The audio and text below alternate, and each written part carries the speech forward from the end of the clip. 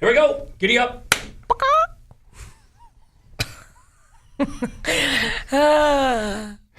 Willie Percy. Elise Anderson. And Kim. It's time for... Hey, what happened? What happened? What happened? What happened? What the hell happened? Hey! What happened? So what happened is we just go over the events that took place this week that caught our interest, that we found amusing or interesting in some way. I think we start with the football games that took place over the weekend. Kim, how much money did you lose? It was an owie one. Kim bets with her heart. $100 American. $100 American. Who were you betting on? I was betting on Kansas. Kansas City Chiefs against Tom Brady. And it was such a crazy game. I mean, that first half, it was 14-0 for the Patriots. And I just thought it's over. And they came back in that second half, and it was like, oh, there's hope, man.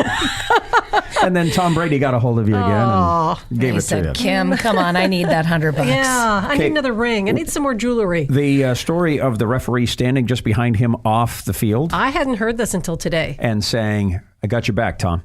And then the next play is the interference call roughing the passer, which was like malarkey. Steams my clams, Move man. over, Deflategate. Your clams have been steamed a few times. Yes. They're getting wrinkly, those clams. So anyway, you can't argue how great Tom Brady is. He's a great player. It's a great team. Yeah. But I'm just sick and tired of watching the Patriots at the Super Bowl. And now we'll go to, you're going to watch them again for number 53. And then we go to the Saints and the Rams. And I was rooting for the Rams. So I didn't mind the call/non-call, which was an interference call near the end of the game. All the Saints fans are pissed off about it. Mm-hmm. And there is now a guy who is suing, making a class action lawsuit against the NFL and Goodell. For $100 million. Yeah, he says, you either the Saints go play in the Super Bowl or you owe us $100 million. Who's us? Like that's going to The general public? Yeah, anybody that's a Saints fan. New Orleans in general. I feel the same for Kansas with the coin toss. It's just ridiculous. You wonder why they're losing so much people, the audience that they have as far as NFL. People aren't watching anymore. They're just sick of this bullshit. Well, football is the one kind of sport where when they go to a sudden death playoff, it's pretty much the flip of the coin. You get the ball first. Toss, and you're First done. touchdown, yeah. As soon as it's Tom Brady, you just go, well, that's the game. Yeah, first down, touchdown. Get your bag and leave. So we all agree there should be some other course of action taking place. Well, like in the NHL, for example, they don't follow the same rules as regular league play when they get to the playoffs. So, we know overtime is 3-on-3, 5-minute period, but it doesn't go that way, right? You make it a little more fair, so it's not decided that way. Yeah. Like that's how it should be. When it's so huge, when what's on the line is so huge, you should actually just play maybe another quarter. I think the same thing when they settle international hockey. Yeah. And they go to the shootout. I think it's unfair because that's an individual effort. Absolutely. It's a team sport. And it's a team sport. Mm-hmm. So we're all sort of in agreement with that. Exactly. And I lost money. All right. This was the week of the Super Wolf Blood Moon. Please believe me. Believe what? That tomorrow night, beneath the full moon, I'll sprout hair and fangs and eat people? You'd be surprised what horrors a man is capable of. Don't look at me. Be surprised at what horrors a woman is capable of. Did you see the Super Blood Full Moon? I won't tell you how old I am, but it's probably the best one I've ever seen. It was a cold, crisp night, not a cloud in the sky. It was just beautiful. It was breathtaking. And for a woman in her mid-30s. Thank you. It was a... I'll give you $100 now. She's out $200. We do a thing called the mashup. Now, Billy Idol is rolling around, and who's he playing with? His guitarist that he's always played with, Steve Stevens. And they're playing smaller shows, not big, huge stadiums, smaller shows. Cool place to see them. They're having fun. Yeah. And speaking of having fun, we do a thing called the mashup. Speaking of the mashup, we do the morning show at Rock 101 in Vancouver. So anytime we mention something about the show, it's for the morning show at Rock 101. So anyway, we do a thing called the mashup. We get music from one song, lyrics from another song, we put them together. Because of Billy Idol on tour, we thought, well, let's mix Billy Idol with Bob Marley. Is that all that glitters gold? Ask that story had never been told. So now you see the light. Hey, you stand up for your right. Because in the midnight hour, stand up for your right. Yeah,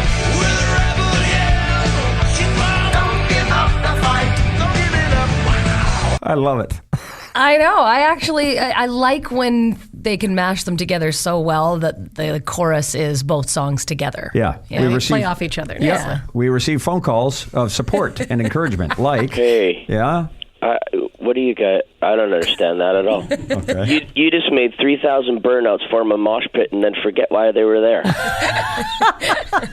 Well said. Okay. Yeah. And this guy. I would have never thought when you sped Bob Marley up, he'd sound like Lemmy Kilminster from Motorhead. Did he sound like Mr. There's some growl, but Billy's known for his growl too. Is Lemmy not your one of your favorite rock and roll stars of all time? He surely was, yeah. He's Your cat's badass. named Lemmy for That's Pete's right. sake. Yeah. Okay, have we got a picture of your Halloween costume? Can we get a picture? Sure. Okay, yeah. put the picture up now. That's how good she looks. Yes. That's not Lemmy. That's a Halloween costume. That's Elise Anderson. I love That's Elise. to wear facial hair. Kim doesn't have a choice. Just kidding. I'm just kidding. I said you were really young earlier, so I get a shot in. Come on, give me a break. Okay. Do we want to take on that moment that we all kind of? It's not a funny moment when we all, for the first time, saw the photograph of the indigenous Native American and the teenager wearing the red MAGA hat. Make America great again. And he had a smile on his face, and the caption was, "These kids were ridiculing this Native American." Mm-hmm. Horrified. I was so pissed off when I saw this originally. I was like, is this what it's come down to? You know, we're just going to attack people like this, you know, just right out on the street. It was so disconcerting. It was disheartening. It was horrifying. It was a lot of things that are not good, any of them. And then Elise, you were like, well, hang on a second. Yeah, I have, sort of learned maybe the hard way in recent years to just do a little bit more research. You can't judge a book by its cover. You can't judge a situation by a picture. And so sure enough, there wasn't just the two groups, and it wasn't the boy blocking his way, and it was three groups sort of all yelling at each other. The indigenous group decided they were going to walk through the middle of the two sort of hostile groups, MAGA Hat and the other group. And what the other group was yelling was horrible. Nasty, horrible. They were the worst. Horrible. And they didn't even show up in the story. No, they get off. That was the craziest part. Totally. And the indigenous fellow walks up to the young boy, and he's beating the drum in his face, and he said, "I'm doing this for a peace chant. It says peace. I'm trying to break it up."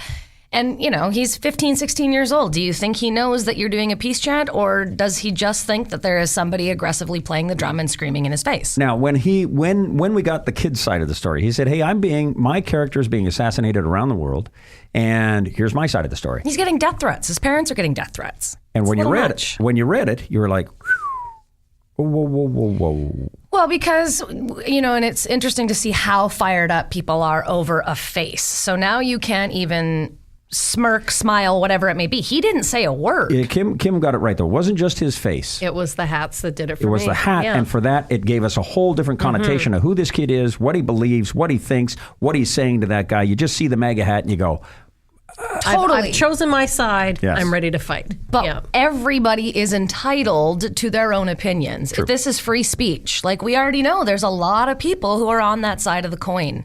The United States elected him. Like, the population is behind him. Some of the population. Yeah. But, 36%. If we want respect for our opinions, then it has to go both ways. Yes, absolutely. And so then, was it... It's Trevor Noah. Trevor Noah from... The Daily Show. So this is what he said about that event. I know it's a crazy statement to make, but I feel like that's what the national mall is supposed to be about. People go there and protest, say whatever they want to say, and then you go home. I think that was a great display of all First Amendment, no Second Amendment. It's a good time. It was like exactly what I wanted to say, you're there to protest, and people shared their thoughts. Do your research. On our show, we do a thing called Signs. Real signs from around the world. Put a smile on your face. This one comes from Kings Trail Animal Hospital. It's on Old Kings Road in Jacksonville, Elise's favorite state. Florida. I love it. And the sign at this animal hospital says, "Your dog only needs the balls he fetches. Low-cost neutering." That's nice and true. It's true. They were here earlier. I'm pretty sure I left with them. I don't know where they went. Elise, you had the story about the trouble that the shutdown of the government in the United States is causing. I mean, aside from a whole bunch of areas that are troubled. Yeah, it's the TSA workers. The TSA at the airport. So with the government shutdown, turns out the TSA Transportation Security Administration is asking passengers now to frisk themselves. I think I found something. I don't know. No, I did. I think I found something. Where? Did you check over here? You should check, see if you can find something Check too. over here again. It was damn cold in eastern Canada. Really can't stay. Babe, it's cold outside. So cold. Yeah, and parts of Niagara Falls actually stopped moving. What was the temperature, by the way? They were saying in some parts of the coldest parts of Canada, it was minus 50 with the wind chill. Wow. So my father, who lives in... The Winnipeg. Say hi to Dad. Hi, Daddy-O. Hey, Don. Hi, Dad. So he sent us a note and said, never mind Eastern Canada, here in Winnipeg, there are parts of me that have stopped moving. Yeah, but that was like 10 years ago. You know where to find her, Don. Love you, Dad. So, okay, Kimmy, you may be looking for or you may have a new job. Oh, Yeah, yes. leave us. Okay, so explain to us what this new job may be. I will be an ambassador for the Oscar Mayer Wienermobile. Do you like how she says it? I will be. I will be. We're not I'm making going to this keep up. saying this. Yes. Kim actually applied for this job because it's a childhood dream. Twice. Okay, so her first one was rejected. She had Another one in there. What will your duties be? I will be an ambassador. I will go from city to city. I will be driving the Wienermobile, and I will be doing big queen waves, and I will go to events in different cities. And it is a year-long job. They pay for your, sleeping wherever you have to. You don't have to sleep in the vehicle, apparently. Clothing allowance, all sorts of stuff. Okay, so you'll be gone for a year. You guys are so happy. No, when I said no. when that was said that I'd be gone for a year, you guys looked like you were dancing like pixies in the forest. Listen, you applied twice, and Elise and I sent in reports of encouragement and support. Lots of them. Please. So many. Hey, sing a little bit of that Oscar Mayer song.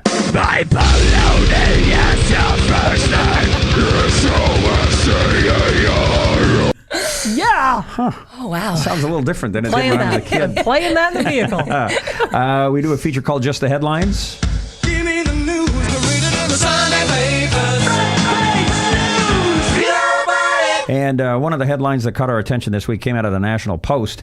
And the headline was, Cow that escaped Alaska rodeo and vanished into Anchorage Park, still on the run 6 months later. Power to the cow.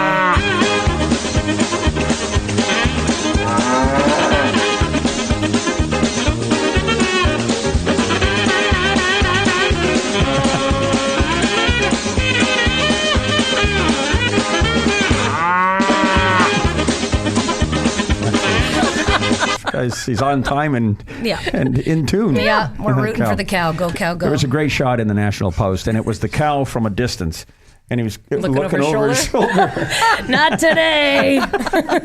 Making good his escape. I see you. Okay, we should probably mention, what is the Facebook challenge? It's the 10-year challenge. So people have taken photos of themselves 10 years previous and then one on the day of, put them side by side, and kind of just seems like, I'll take it. It's positive, but it's just a way for people to be like, oh my gosh, you haven't aged a day. It's your chance to kiss somebody's butt on Facebook. Cheap fishing for compliments. It is. Sure. Okay, so one of our most amusing one came from Keith Richards. You got my heart. Sing it, Keith. You got my soul. You got the silver. You got the gold. You got them diamonds from the mines, but that's alright. It'll buy some time.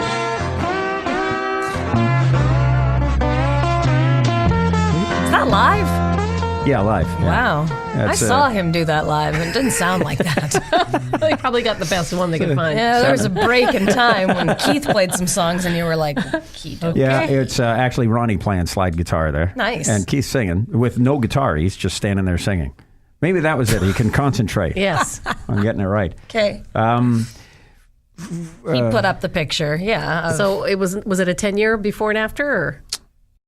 What was the picture? What were the pictures? Well, he did more of a century challenge. Yeah, Centurion. Yes. So 1919 and 2019. Except he looks exactly the same in both pictures. I think he looks older in the first one. Who's going to be here after the nuclear war? It'll be cockroaches. And Keith. Yep. Playing slide guitar. All right. Hey, speaking of, the biggest bands in the world, Rolling Stones and the Beatles. Mm-hmm. So one of the Beatles announced he's playing in Canada. Yeah, one date. Who? Paul. So Paul McCartney's going to play in Vancouver. BC Place. Just the one show. Yeah. Do you remember when he was in Winnipeg? Do you remember what he did? No. He was riding his bicycle along the riverbank, and there was a couple getting married, and he got off and took some pictures with the couple getting married. That. Yeah, and they were like, Paul McCartney. Paul's great at that stuff, though. Take a photo. All right, okay. Yeah. So this was kind of cool. We learned where he got the name for Eleanor Rigby for the song. There's a kind of strange story about that because I like the name Eleanor. We've been working with an actress called Eleanor Braun in the Beatles film Help. So I like the name Eleanor, but I was looking for this Eleanor Papa to make the rhythm. So I was looking for this nice surname, and I happened to be in Bristol, and I saw a shop that said Rigby. So I thought, oh great, Eleanor Rigby. So now I had the name of my main character. But then years later, somebody else is researching this, and they said, in that village where John used to live, there's a graveyard in the church, and there is a gravestone there to an Eleanor Rigby. So I said, did I subconsciously know that name? Why would I go around searching for it? I don't know. I think it's maybe a coincidence, but there is a gravestone in Liverpool, in a place called Woolton, where me and John met, that does say Eleanor Rigby. That's a good story. Such a good guy. Pretty random. That would be freaky. Do you want to do the phone book one? Sure. Okay. Just proving once again how easy it is for Paul to not a problem. Write up a song. In the same song, he sings about Father Mackenzie. Father Mackenzie, in the song, I originally had Father McCartney, but when I came to finish it up with John, I brought it to John, and we were playing it around, and I said, I don't want to call this Father McCartney because it's like my dad. It just is a bit confusing. And he said, no, it's fine. So I said, no, I don't like it. So I said, okay, let's change it. So we got the phone book, and we just went right down to sort of McCartney. And the next one was like Mackenzie. I said, that's better. Oh, there it is. Yeah. Tough work. Phew. Got another one done. Somebody just learned, it's me. Oh, my God. That's me. Right? Yeah. Okay. We do there was scams going around, and this one is the Google scam. Causing customers to think you're no longer open for business. Press 1 now to check the status of your Google listing. If you're the business owner, press 1 now. Sounds legit, right? Mm-hmm. Okay, so we get this guy. Thank you for holding. This is Matt, and I'm here to assist you with your Google business listing. Am I speaking to the business owner? Yeah. How are you today, boss? I'm good, Matt. How are you? Pretty good, man. What's going on? What's the trouble? Your Google business listing has not been claimed or verified, and it's causing your business to be displayed improperly online. Are you aware of these issues? No, I had no idea. Are you CM or CFMIFM 101 Vancouver? Yeah. Oh, hey, Matt. It's not very polite. And he's out. As soon as he figured out, hey, wait a minute. Like, hey, boss. I actually know what the hell's going on. Okay, we're almost out. So here's where we're going to end. Speaking of scams, the Fire Festival. Oh, yeah. So you saw it on Netflix, Kim? Saw a couple of days ago, yep.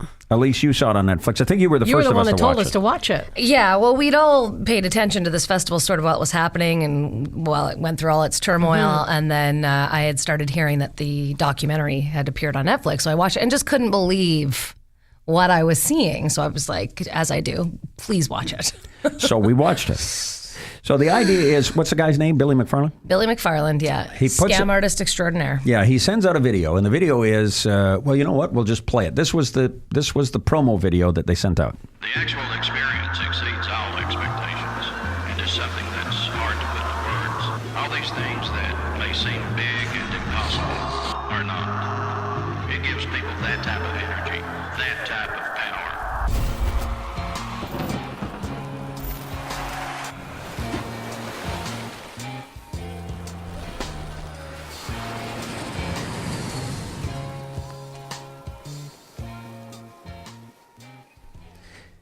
And from that, people bought tickets to go down there. And I thought, wow, that's going to be a hell of a... It's supposed to be something different, luxury, your own private island. They made it seem all sorts of interesting. And the really interesting part was that first-time festivals don't tend to sell out, and this one did. In 2 days. Yeah. Like done. that. Like quick. People were blown away that it sold out. All right, so it turns out that the luxury hotels and all the bands and all the food and the private jets and the private yachts... They couldn't do it. No. They couldn't do it with the amount of money that they got. I was reading a little more into it. There were some people that bought tickets in advance for just $500 for 2 weeks on a private island. But they had tickets for sale for $250,000 online. That's if you got the yacht. No the one private bought any of yacht. those, of course. What?